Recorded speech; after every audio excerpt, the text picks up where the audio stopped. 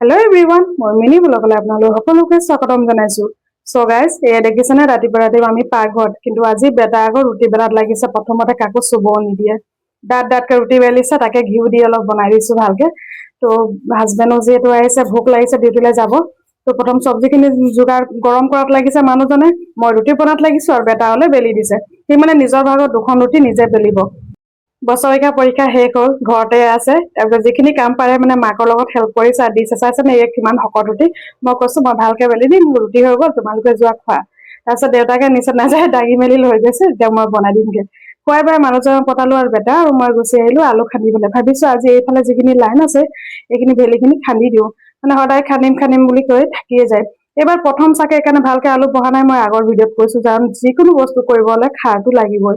হলেও মানে গুটি আলু দিছিলো, গুটি আলু দেখোন ডাঙৰকে আলু ওলাইছে। ঘৰত যিহেতু আমি দুটাই থাকো, যি কাম কৰো মই তাক লগত লৈ লওঁ, সি লগত লৈ ললে সেই হাঁহ দুজনী সেইকেইটা বন্ধু হয়, যেনি যাব পিছে থাকিব। মানে ঘৰত থাকিলে হাঁহ খুলিয়ে দিয়ে।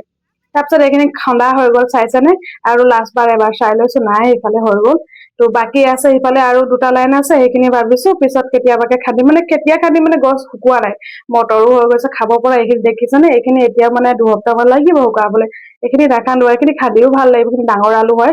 যিখিনি আমি ঘৰত খাব আনো যে গজালি ওলোৱা আলু খিনি লগাইছিলো।